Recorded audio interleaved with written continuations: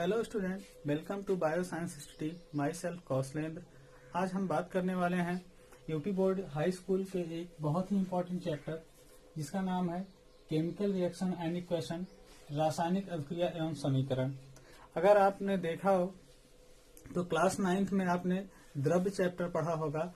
आज हम इसमें द्रव्य में होने वाले परिवर्तन के बारे में जानेंगे और समझेंगे, और द्रव्य में परिवर्तन होने के साथ साथ किस तरह का उसमें केमिकल रिएक्शन होती हैं उन सभी के बारे में भी हम बात करेंगे। चलिए स्टूडेंट, हम अब शुरुआत करते हैं। द्रव्य को अगर हम देखें तो द्रव्य में परिवर्तन आपको दो तरह का दिखाई पड़ता है। एक होता है भौतिक परिवर्तन, जिसको हम फिजिकल चेंज कहते हैं। Physical change. दूसरा जो चेंज होता है द्रव्य में वो होता है रासायनिक परिवर्तन। आपको देखने को मिलेगा रासायनिक परिवर्तन, इसे हम केमिकल चेंज कहते हैं। Chemical change. दोनों में काफी अंतर होता है स्टूडेंट। भौतिक परिवर्तन के दौरान पदार्थ के जो अवयव होते हैं उनमें परिवर्तन होता है, उनकी व्यवस्था क्रम में परिवर्तन होता है। मतलब कि जो अणु है कितने पास में है, वो दूर चले गए, या फिर उनका व्यवस्था क्रम क्या है, उनके बीच की डिस्टेंस क्या है, उसके आधार पर उनमें चेंज आता है। यानी कुल मिला के भौतिक अवस्था में परिवर्तन होता है। लेकिन अगर हम बात कर रहे हैं केमिकल चेंज की, तो केमिकल चेंज में क्या होता है कि परमाणु या अणु जिनसे मिलकर कोई पदार्थ बना हुआ है उनमें आपको चेंज मिलेगा। कि परमाणु में कोई परिवर्तन हो गया, परमाणु के स्तर पर आपको चेंज देखने को मिलेगा। पहले हम बात करते हैं भौतिक परिवर्तन के बारे में। भौतिक परिवर्तन को अगर हम उदाहरण लें तो उदाहरण के तौर पर यहाँ पर हम ले सकते हैं H2O, जिसको हम वाटर कहते हैं। अगर H2O का उदाहरण लिया जाए तो आप देखते हो कि H2O सॉलिड स्टेट में ये बर्फ के रूप में पाया जाता है, और जब हम इसको थोड़ा सा हीट एनर्जी देते हैं तो ये पिघल करके जल का रूप ले लेता है। और जब ये थोड़ा इसको और ज्यादा हम हीट एनर्जी दे दें तो ये गैसीय अवस्था में आ जाता है। उसको हम बोलते हैं वाष्प। अब क्या होता है कि जब हम वाष्प को पुनः ठंडा करते हैं, कूल करेंगे, तो ये हमें पुनः जल प्राप्त हो जाएगा।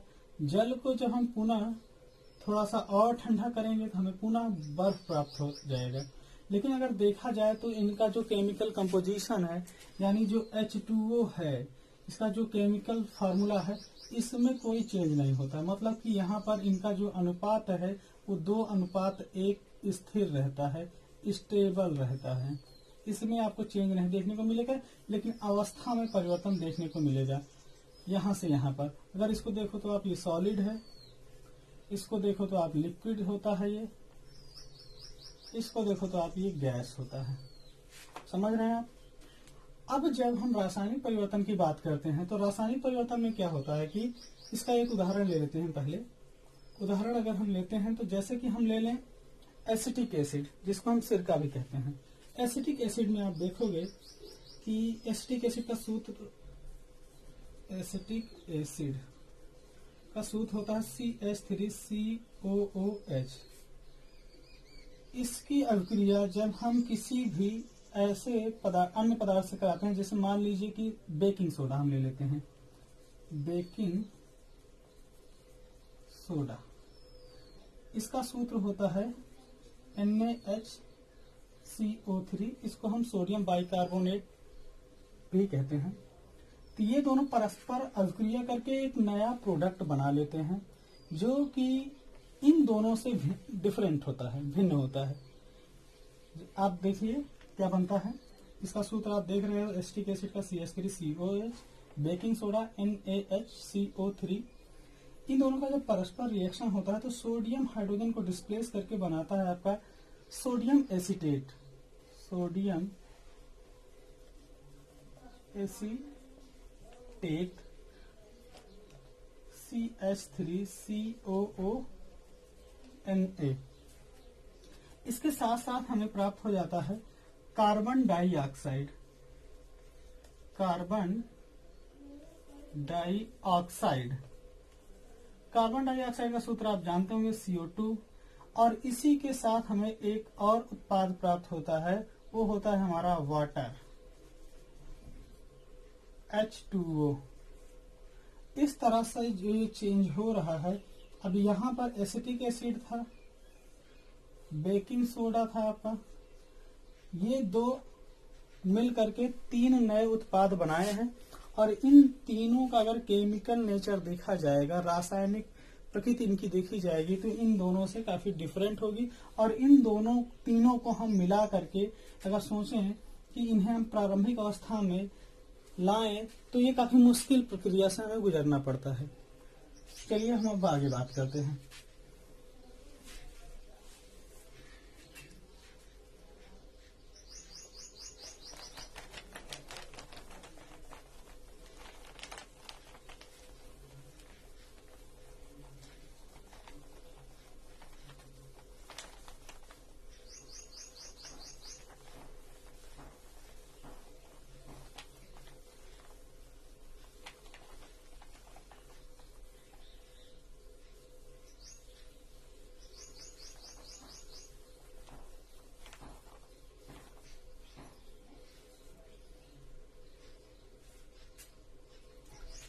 अभी जब हम बात कर रहे थे केमिकल चेंज में इन मैटर, तो आपने देखा कि हमारे पास कुछ पदार्थ था जिनमें कुछ रासायनिक परिवर्तन हुआ। रासायनिक परिवर्तन के फलस्वरूप वो किसी नए उत्पाद में बदल गए। अब ये जो प्रक्रिया होती है, इसमें हम देखें तो 2 चीजें थी। एक प्रारंभिक अवस्था में जो हमने पदार्थ लिया था, एक बाद में हमें जो प्राप्त हुआ एक पदार्थ वो था। तो उन दोनों को हम क्या कहेंगे, उसी को हमें अब आगे समझना है। अब हम बात करने चल रहे हैं रिएक्टेंट और प्रोडक्ट की बात करने चल रहे हैं। रिएक्टेंट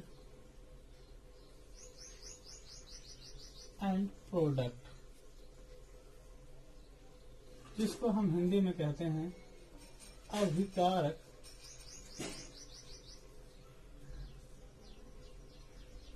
एवं उत्पाद की हम बात करने चल रहे हैं।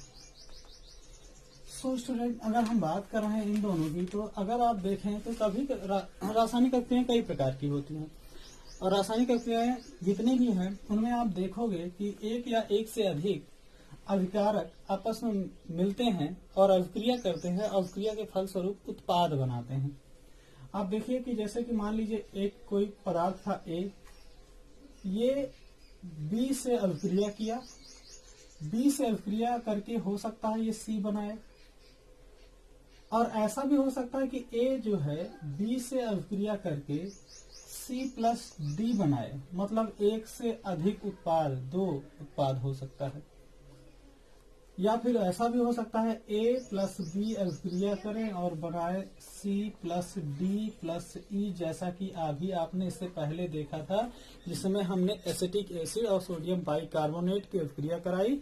और सोडियम बाइकार्बोनेट जब एसिटिक एसिड से अभिक्रिया किया तो हमें 3 तरह के प्रोडक्ट प्राप्त हुए थे। एक था उसमें से सोडियम एसीटेट, दूसरा था हमारा कार्बन डाइऑक्साइड, तीसरा था उसमें हमारा जल हमें प्राप्त हुआ था। अब हम आगे बात करते हैं इनकी डेफिनेशन। अब बात आती है इनकी डेफिनेशन की। डेफिनेशन इनकी क्या लिखोगे आप? तो डेफिनेशन ये होती है कि किसी भी रासायनिक परिवर्तन के दौरान, किसी भी रासायनिक परिवर्तन के दौरान प्रारंभिक अवस्था में लिए गए पदार्थ अभिकारक कहलाते हैं। अभिकारक कहलाते हैं।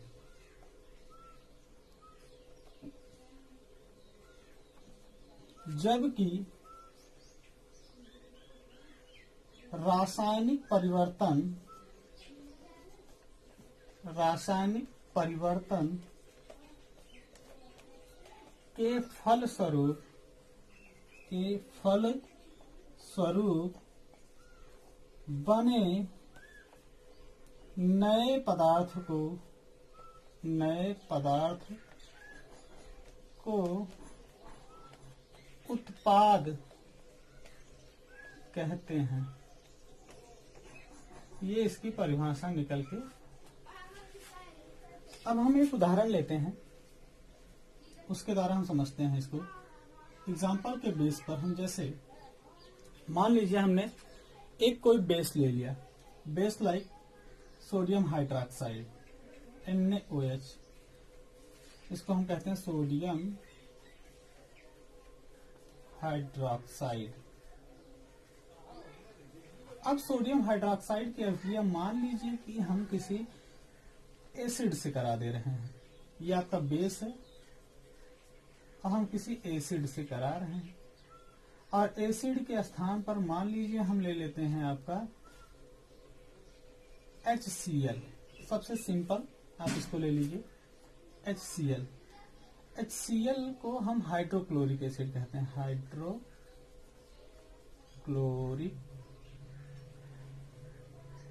एसिड। अब क्या होता है कि जब ये दोनों परस्पर रासायनिक परिवर्तन में जाते हैं तो हमें दो नए उत्पाद देते हैं। उनमें से एक उत्पाद आपका होता है NaCl और दूसरा उत्पाद होता है आपका H2O। इसको आप जानते होंगे, सिंपल सॉल्ट है आपका, साधारण नमक जिसको आप कहते हो, सोडियम क्लोराइड भी हम कहते हैं इसको, और ये आपका वाटर है। तो ये जो है यहां पर आप देख रहे हो कि ये जो NaOH है, HCl है, ये दोनों ही आपके A और B है, एज लाइक जैसे कि आप यहां पर देख रहे हैं, ये वाला आप देख लीजिए। A और B यानी सोडियम हाइड्रोक्साइड और HCl परस्पर अभिक्रिया किए और C और D बनाए, नए प्रोडक्ट बना रहे हैं। तो C यहाँ पर मान लीजिए NaCl है, D मान लीजिए H2O है। तो इस तरह का जो आप देख रहे हो, तो यही ये दोनों आपके A और B दोनों आपके क्या हैं, अभिकारक हैं, और NaCl और H2O क्या हैं, आपके उत्पाद हैं। अब हम बात करने चल रहे हैं केमिकल रिएक्शन की। केमिकल रिएक्शन हम किसे कहेंगे?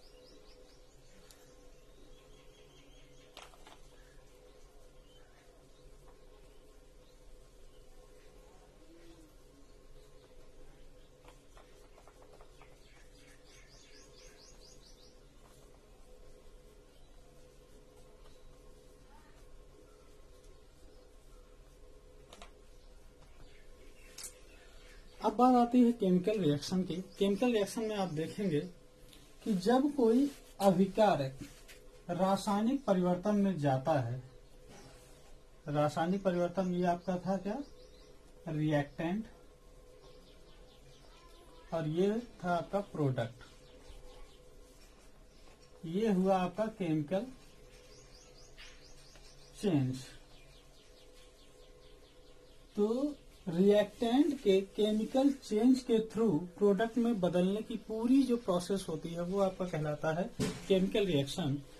तो इसकी परिभाषा निकल के आती है। पर डेफिनेशन अगर आप इसका लिखना चाहें, डेफिनेशन, तो ये हो जाएगी आपकी कि अभिकारकों के रासायनिक परिवर्तन के फलस्वरूप उत्पाद बनने की पूरी प्रक्रिया केमिकल रिएक्शन या फिर आप कह सकते हो रासायनिक अभिक्रिया कहलाती है।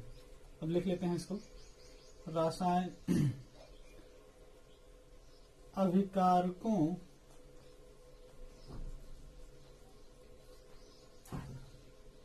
में रासायनिक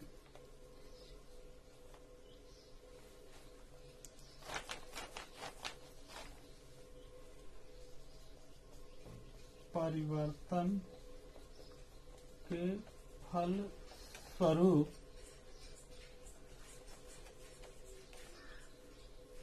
उत्पाद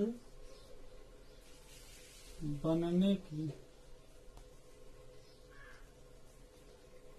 पूरी प्रक्रिया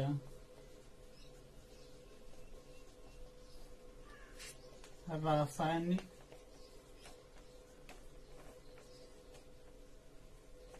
अभिक्रिया कहलाती है।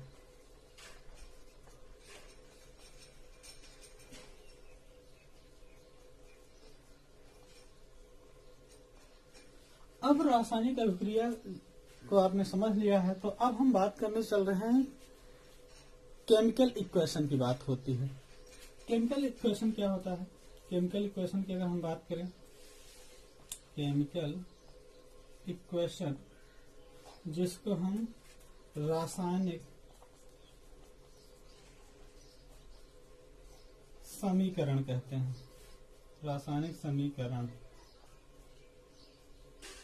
तो आपको पता होगा कि अभी तक ज्ञात तत्व 118 हैं। सभी तत्वों को हम किसी न किसी प्रतीक से निरूपित करते हैं।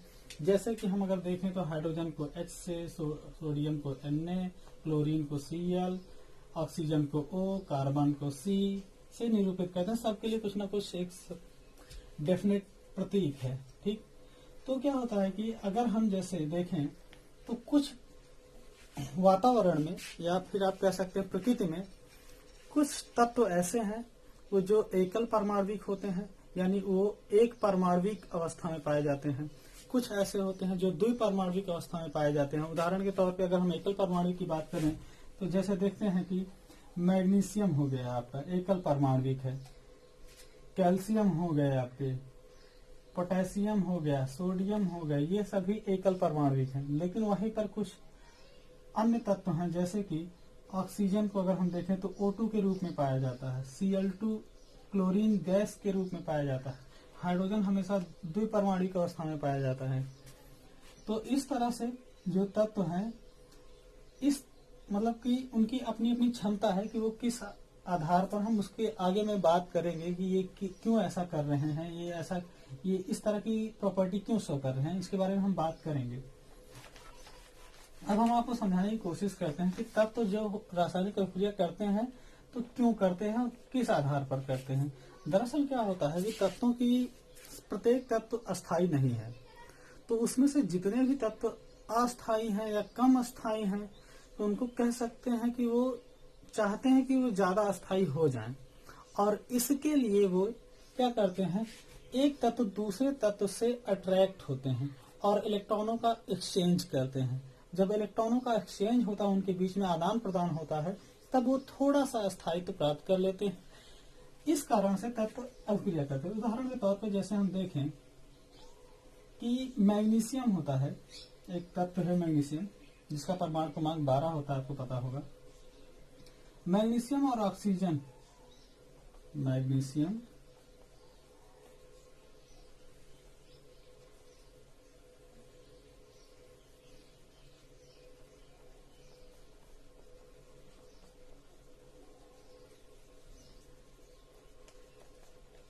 ऑक्सीजन, ये दोनों परस्पर अभिक्रिया करके बनाते क्या हैं, मैग्नीशियम ऑक्साइड।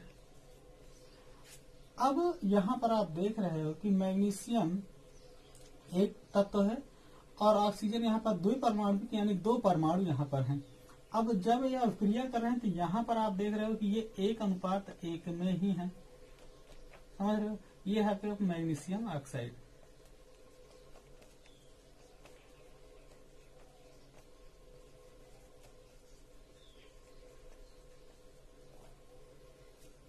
तो इस तरह से आप देख रहे हो कि दो, अगर हम इसको लेफ्ट साइड मान लें, LHS मान लें, और इसको हम RHS मान लें, राइट हैंड साइड, तो यहाँ पर अगर जितने परमाणु हैं, यहाँ पर जितने परमाणु हैं, ये दोनों इक्वल नहीं है।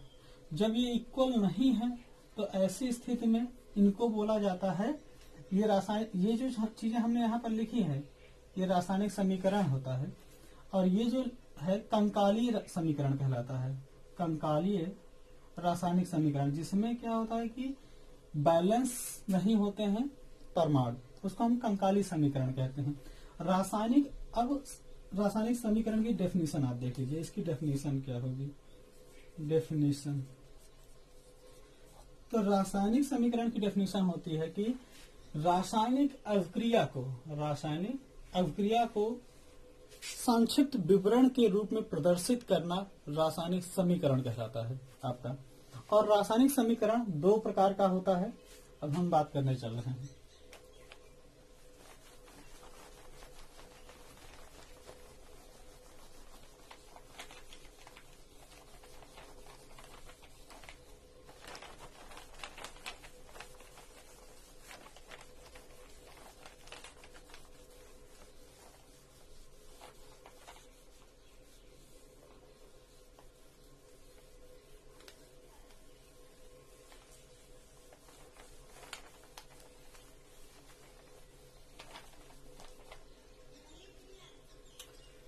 केमिकल इक्वेशन,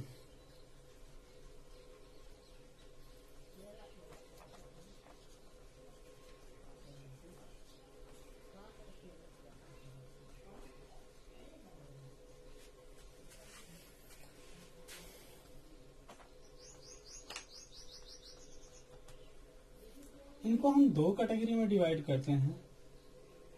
एक होता है कंकालीय रासायनिक समीकरण, कंकालीय रासायनिक समीकरण।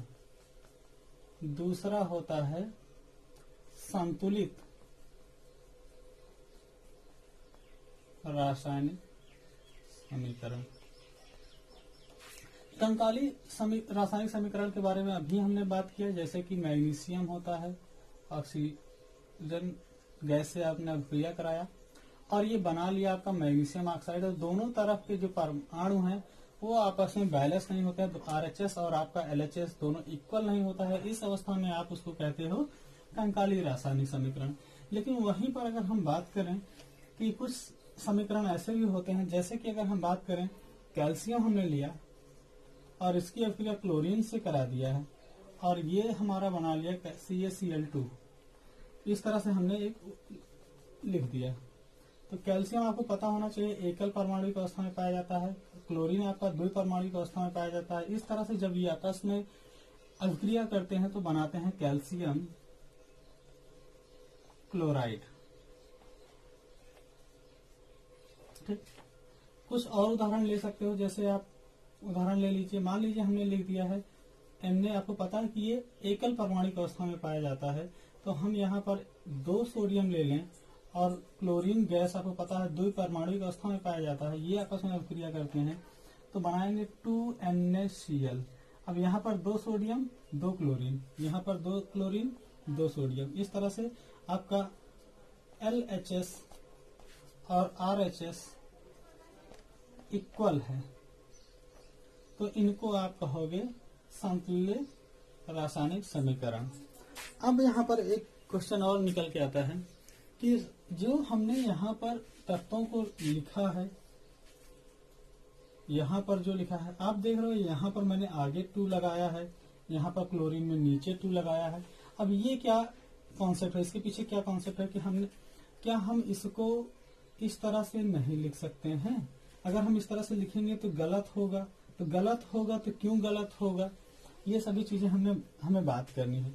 एक्चुअली क्या होता है कि जो तत्व स्वतंत्र रूप में पाए जाते हैं, यानी एकल परमाणु अवस्था में पाए जाते हैं, हम उनको डायरेक्टली ऐसे भी लिख सकते हैं, हम इसके आगे 2 लगा दें, 3 लगा दें, कुछ भी लिख सकते हैं, कोई दिक्कत नहीं है। उसी के अकॉर्डिंग हम दूसरा जो उसका को रिएक्टेंट है यानी सह अभिकारक, वो भी हम उसको देखेंगे कि उसी के अनुपात में रहे, जिससे कि हमारा प्रोडक्ट बन जाए।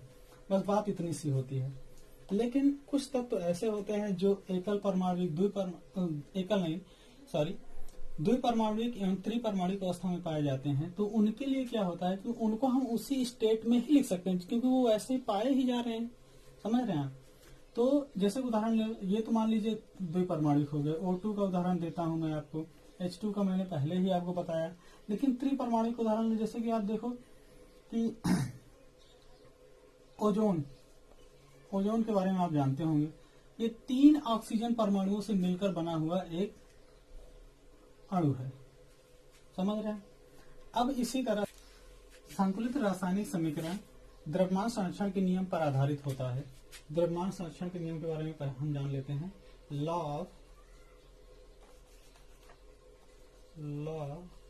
ऑफ मास कंजर्वेशन, इसको हम हिंदी में द्रव्यमान संरक्षण का नियम कहते हैं। द्रव्यमान संरक्षण का नियम, द्रव्यमान संरक्षण का जो नियम था, इसको एक्सपेरिमेंट करके प्रूफ किया था लैंडोल्ट्स वैज्ञानिक ने। साइंटिस्ट का नाम था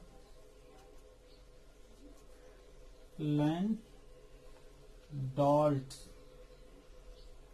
और इसी के आधार पर हम इसको लैंडोल्ट्स एक्सपेरिमेंट भी कहते हैं।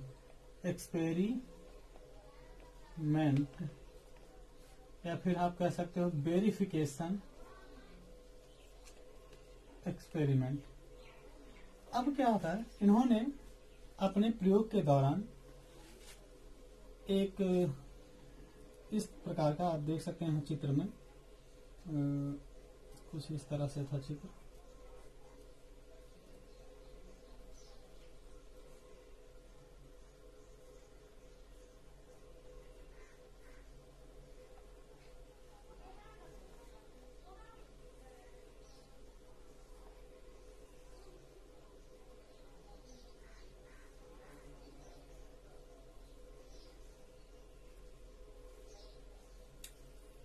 इस तरह से उन्होंने उपकरण लिया।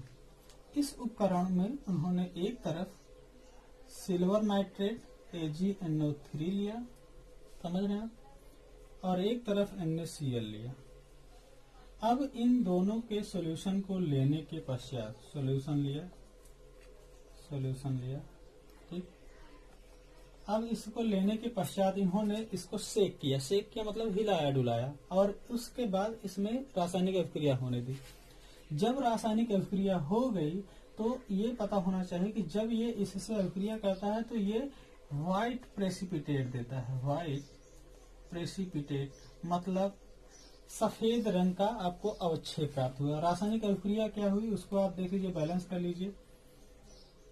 आप देखो तो NaCl प्लस AgNO3 परस्पर रासायनिक अभिक्रिया हुई, और रासायनिक अभिक्रिया जब हुई तो हमें प्राप्त हुआ NaNO3 प्लस AgCl, और AgCl के कारण ये व्हाइट कलर का प्रेसिपिटेट दिया। व्हाइट यानी सफेद अवक्षेप, समझ रहे हैं आप। तो इस प्रकार से ये प्रूफ हुआ कि इन्होंने जितनी मात्रा, मान लीजिए कि यहाँ पर इन्होंने तो मान लीजिए 10 ग्राम लिया रहा होगा, दोनों को मिला करके 5-5 ग्राम या ml में, सॉरी सॉल्यूशन था ml में, 5 ml इन्होंने लिए, 5 ml इसको 5 ml इसको 10 ml हो गया। अब जब इन्होंने 10 ml इसको लिया तो लास्ट में इसके अगर वेट को, जो अपरेटस था, उपकरण था, इसके वेट को अगर उन्होंने हटा दिया तो क्या हुआ कि ये टोटल जो इन्हें यहाँ पर प्रोडक्ट प्राप्त हुआ, ये भी इनका क्या था, 10 ml के आसपास, 10 ml ही था, समझ रहे हैं इस प्रकार। अब हम बात करने चल रहे हैं, एक्चुअली आप देख रहे होंगे कि यहाँ पर मैं AgNO3 लिख दिया, यहाँ पर ऑक्सीजन के पास 3 लिख दिया, यहाँ NO3 है। तो ये चीजें कैसे लिखी जाती है, यानी इसी को हम बोलते हैं, ये एक्चुअली यौगिक है, और यौगिक का ये सूत्र है। तो जैसे साधारण नमक होता है जिसको हम सोडियम क्लोराइड कहते हैं, ये उसका सूत्र है, ये सिल्वर नाइट्रेट है। तो ये सूत्र कैसे लिखा जाता है, ये इसके बारे में अब हम आपको समझाने वाले हैं।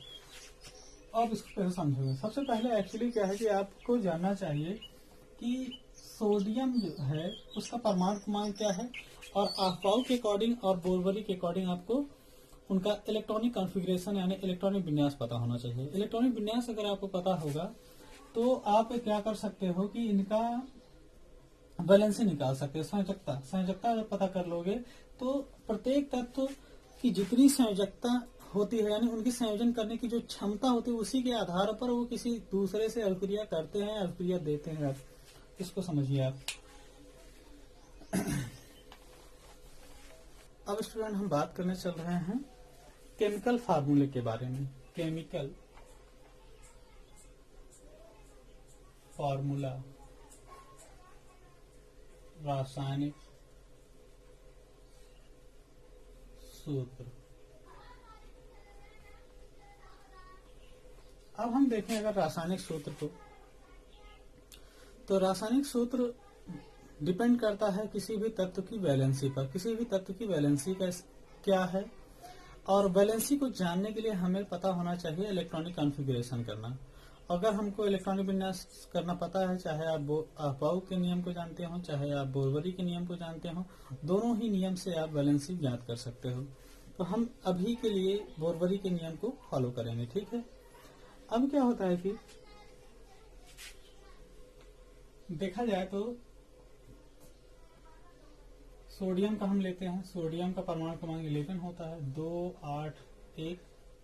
क्लोरीन का अगर हम लें तो 17 होता है इसका परमाणु क्रमांक, इसका होगा 2, 8, 7।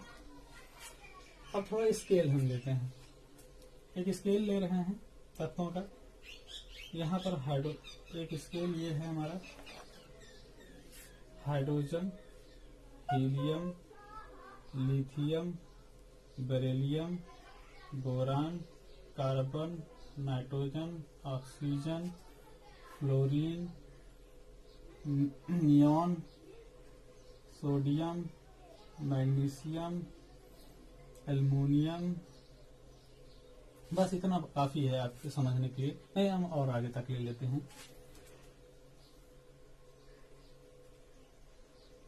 Sulphur, phosphorus, silicon, chlorine, argon. बस अब यहाँ पर आप देखिए तो इसका परमाणु क्रमांक 1, 2, 3, 4, 5, 6, 7, 8, 9, 10, 11, 12, 13, 14, 15, 16, 17, 18। अब जब हम इलेक्ट्रॉनिक कॉन्फ़िगरेशन इनका करेंगे बोरवरी के अकॉर्डिंग, तो आप देख रहे हैं सोडियम ये है और सोडियम ये है, तो इसकी वैलेंसी हम यहाँ पर लिख रहे हैं। इसकी वैलेंसी हो जाएगी, सबसे बाहर कोश में जो इलेक्ट्रॉन होते हैं वही उसकी वैलेंसी होती है। तो अष्टक नियम के अनुसार ये कहा गया है कि किसी भी तत्व के बाह्य कोश में यदि 8 इलेक्ट्रॉन होंगे तो वो अस्थायी होंगे, वो किसी से रिएक्शन नहीं करेंगे। इसको आप समझिए कैसे कि जैसे कि आपको पता होगा कि नियॉन नॉन रिएक्टिव होता है, अक्रिय है। इसी तरह से आपको पता होगा कि आर्गन भी क्या है, अक्रिय है। तो हम थोड़ा इन दोनों के इलेक्ट्रॉनिक कॉन्फ़िगरेशन को करके भी देख लेंगे। तो अगर हम नियॉन का इलेक्ट्रॉनिक कॉन्फ़िगरेशन करें तो नियॉन का आप करोगे तो 10 आपको पता है, 2, 8, हाँ 10 तो हो गया, ठीक। तो इसके बाह्य कोश में 8 इलेक्ट्रॉन है। तो अष्टक नियम जो ऑक्टेट रूल है हमारा, वो यही कहता है कि बाह्य कोश में अगर 8 इलेक्ट्रॉन है तो तत्व अस्थायी होगा और वो किसी से रिएक्शन नहीं करेगा, इसीलिए ये नॉन रिएक्टिव है। समझ रहे हैं आप। इसी तरह से हम दूसरा ले रहे हैं आर्गन की। अगर हम बात कर रहे हैं तो आर्गन के बाह्य कोश में आपको पता होना चाहिए कि 8 इलेक्ट्रॉन आता है। इलेक्ट्रॉनिक कॉन्फ़िगरेशन करके आप देख लीजिए, 2, 8, 8, 8, 8, 16, 2, 18, 18 हो गया, 8, 2, 10 हो गया। समझ रहे हैं। लेकिन अब जो तत्व अक्रिय गैस नहीं है, अस्थायी नहीं है, तो वो इसके जैसे होने की कोशिश करते हैं।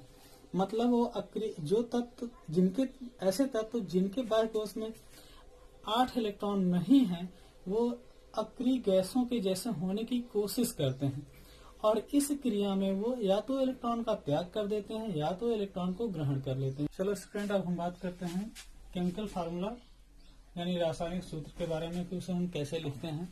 उसको हम समझते हैं कि कैसे लिखना होता है। अगर हम देखें तो जैसे कि सोडियम है और क्लोरीन, इन दोनों को अगर देखें तो इसका परमाणु, सोडियम का होता है परमाणु क्रमांक 11 और क्लोरीन का होता है 17। सोडियम का इलेक्ट्रॉनिक कॉन्फ़िगरेशन करने पर हमें प्राप्त होता है 2, 8, 1 और क्लोरीन का इलेक्ट्रॉनिक कॉन्फ़िगरेशन करने पर 2, 8, 7।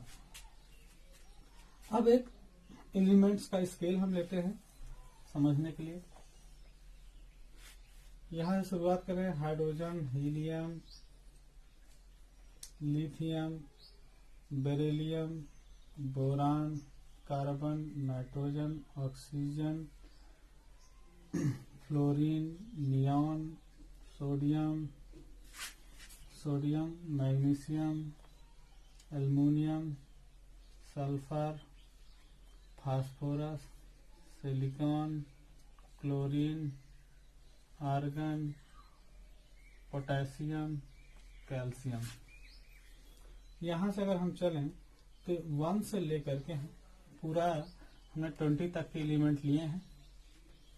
अगर आप देखें तो नियॉन और आर्गन और साथ साथ में हीलियम, ये 3 ऐसे तत्व हैं जो अक्रिय होते हैं, यानी नॉन रिएक्टिव होते हैं, किसी भी अन्य तत्व से रिएक्शन नहीं देते हैं। इसके पीछे रीजन क्या होता है, ये ऑक्टेट रूल को फॉलो करते हैं और ऑक्टेट रूल ये कहता है किसी भी तत्व के बाह्य कोश में यदि 8 इलेक्ट्रॉन होंगे तो वे अस्थायी होंगे और वो किसी से रिएक्शन नहीं देंगे, और वह तत्व जिनके बाह्य कोश में 8 इलेक्ट्रॉन नहीं होते तो वो अक्रिय तत्वों के जैसे होने की कोशिश करते हैं। सपोज जैसे हम फ्लोरीन की बात करें अगर, तो फ्लोरीन अगर देखा जाए तो इसका जो परमाणु क्रमांक होता है वो होता है 9 और फ्लोरीन 9 होता है, तो इसका इलेक्ट्रॉनिक विन्यास करोगे आप तो 2, 8, 2, 7, 7, 2, 9। अब क्या होता है कि जब इसके बाह्य कोश में एक इलेक्ट्रॉन और आ जाता है तब इसका इलेक्ट्रॉनिक विन्यास हो जाता है फ्लोरीन -2, 8, यानी इसने एक इलेक्ट्रॉन लिया इसलिए निगेटिव चार्ज और इसका इलेक्ट्रॉनिक विन्यास हो जाएगा 2, 8। और इस तरह से ये पूर्ण रूप से तो अस्थायी नहीं कह सकते हैं, लेकिन फिर भी ये काफी ज्यादा अस्थायी होता है। मतलब कि इसने संरचना ले लिया है किसका, नियॉन का संरचना ले लिया है। इसी तरह से अगर हम सोडियम की बात करते हैं, जैसा कि यहाँ पर इलेक्ट्रॉनिक विन्यास किया गया आप देखिए, तो सोडियम के बाह्य कोश में एक इलेक्ट्रॉन की अधिकता होती है, जिसके कारण से वो अपना एक इलेक्ट्रॉन त्याग करके आ जाता है Na+ के रूप में। और जब ये Na+ के रूप में आता है, सेम ऐसे ही देखिए आप क्लोरीन का क्या है कि 2, 8, 7 इलेक्ट्रॉनिक कॉन्फ़िगरेशन होता है। और ऐसी स्थिति में ये करते क्या है कि एक इलेक्ट्रॉन सोडियम जैसे तत्वों से ग्रहण कर लेते हैं और अपने बाह्य कोश में 8 इलेक्ट्रॉन स्थापित कर लेते हैं, और इस अवस्था में क्लोरीन आ जाता है Cl नेगेटिव में। जब इसने एक इलेक्ट्रॉन ग्रहण कर लिया तो इसके बाह्य कोश में 8 इलेक्ट्रॉन हो गए। अब ये दोनों प्रॉपर अभिक्रिया करके बना लेते हैं NaCl। समझ में आ रहा है आपको ये बात? अब ये चीजें आप समझ सकते हो कि क्यों ऐसा हो रहा है। किसी के पास इलेक्ट्रॉन की अधिकता है, किसी के पास इलेक्ट्रॉन की कमी है, तो दोनों आपस में एक्सचेंज करके अपने बाह्य कोश में 8 इलेक्ट्रॉन स्थापित कर लेते हैं और अक्रिय गैसों के जैसे हो जा रहे हैं। अब बात आती है संतुलित रासायनिक सूत्र कैसे लिखा जाए या समीकरण कैसे हम लिखें, उसको हम देखते हैं।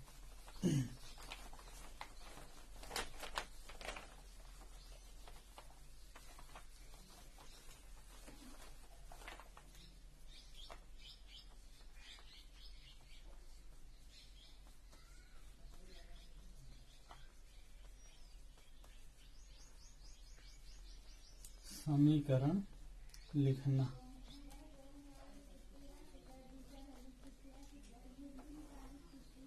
इसके केस में एक एग्जांपल ले लेते हैं, उसके आधार पर आपको समझाते हैं। जैसे आयरन है, आयरन की अभिक्रिया अगर आप जल से कराइए, ठीक है, तो आपको प्राप्त होता है Fe3O4 + H2। हाइड्रोजन हमेशा गैस के रूप में प्राप्त होता है, 2 परमाणु होते हैं वो। अब क्या है कि इसको हम मान लेते हैं LHS, इसको हम मान लेते हैं RHS। अब क्या है कि आप दोनों तरफ के परमाणुओं की संख्या को गिनिए, आप देखिए कितने हैं। तो अगर आप देखते हैं तो आपको देखने को यह मिलेगा कि आयरन इस तरफ 1 है, हाइड्रोजन इस तरफ 2 है, ऑक्सीजन इस तरफ 1 है LHS की साइड में। RHS की साइड में अगर आप आयरन को देखिए तो इनकी संख्या 3 है, हाइड्रोजन की संख्या 2 है, ऑक्सीजन की संख्या 4 है। तो ये दोनों एक दूसरे के बराबर नहीं है। अब हम स्टेप 1 पे क्या करते हैं, इसमें से सेलेक्ट करते हैं कोई एक ऐसा परमाणु जिनकी संख्या में डिफरेंस हो। कोई भी आप एक सेलेक्ट कर सकते हो रैंडमली। हम सबसे पहले कोशिश करेंगे कि जिनकी संख्या में ज्यादा डिफरेंस है वही संख्या वाला परमाणु हम लें। अब क्या है कि यहाँ पर ऑक्सीजन में आप देख रहे हो काफी ज्यादा चेंज है, आप देख रहे हो 3 का अंतर है, इसलिए हम सबसे पहले इसको लेते हैं और स्टेप 1 पर इसको बराबर करते हैं। और इस जो तरीके से हम इसको करने चल रहे हैं इसको बोला जाता है हिट एंड ट्रायल मेथड से। इसमें हम कुछ नहीं कर रहे हैं, केवल उनकी संख्या में जो डिफरेंस है उसी को इक्वल करेंगे। आयरन के साथ साथ H2O लिखने के साथ साथ आप यहाँ पर देखिए 4 है तो इधर भी आप 4H2O कर दीजिए। 4H2O करने के बाद इधर आप सेम वैसे ही, क्योंकि ऑक्सीजन बराबर है तो सेम वैसे ही आप लिख दीजिए H2O। अगले स्टेप पे क्या है कि आयरन देखिए यहाँ पर 2 का डिफरेंस आ रहा है, इधर 1 है इधर 3 है, तो 2 का डिफरेंस है। इसको बराबर करने के लिए हम इसके आगे 3Fe लिख देते हैं प्लस 4H2O और उसके बाद ये हो जाएगा Fe3O4 प्लस H2। अब आप देखिए आयरन बराबर हो गया, ऑक्सीजन बराबर हो गया। ऐसी केस में आपको लास्ट बचा हुआ जो परमाणु है उसको बराबर करना है, यानी हाइड्रोजन। हाइड्रोजन को बराबर करना है तो आप देखिए इधर 4 दूना 8 है और यहाँ पर 2 है, तो इसलिए हम इधर हमको हाइड्रोजन की संख्या बढ़ानी है। तो हम अगले स्टेप पे यानी ये स्टेप आपका 2 था, स्टेप 3 पे आएंगे और स्टेप 3 पर 3Fe प्लस 4H2O और इसके साथ साथ Fe3O positive plus 4H2O H2 कर देंगे, समझ रहे हैं। और ये हमारा बैलेंस हो गया। आप काउंट कर सकते हैं, इधर 3 आयरन, इधर भी 3 आयरन, ऑक्सीजन इधर 4 है, इधर 4 है, हाइड्रोजन यहाँ पर 8 है, यहाँ पर हाइड्रोजन 8 है। अब आपको एक बात और जाननी चाहिए कि जैसे कि यहाँ पर जो चीजें लिखी गई है, जैसे कि आयरन Fe3 है, O4 है, तो अगर हम जैसे कोई चीज ऐसे लिख दें कि 2Fe3O4, तो ये जो हमारा लिखने का तरीका ये स्थिर अनुपात के नियम पर आधारित है। कभी भी तत्व जब परस्पर अभिक्रिया करके कोई यौगिक बनाते हैं तो उस प्रक्रिया में उनका अनुपात जो होता है वो चेंज नहीं होना चाहिए। अगर आप पहले की केस में देखो तो पहले इनका क्या था कि 3 आयरन के साथ 4 ऑक्सीजन थे, 3 आयरन था यानी 3 अनुपात ये 4 में थे। अब जैसे हमने 2 कर दिया, अब क्या है कि ये 3 दूना 6 हो गया आयरन और ऑक्सीजन 4 दूना 8 हो गया, 6 अनुपात 8। अब इसी को आप सरल करोगे 3 अनुपात 4 आपको प्राप्त हो जाएगा। होप स्टूडेंट आपको ये वीडियो अच्छा लगा होगा, आपको कुछ ना कुछ सीखने को मिला होगा। अगर आपको कुछ सीखने को मिला है तो please like the video and subscribe the channel, press the bell icon for the notification. And ऐसे ही मैं आपके लिए वीडियो लाता रहूंगा। Thank you.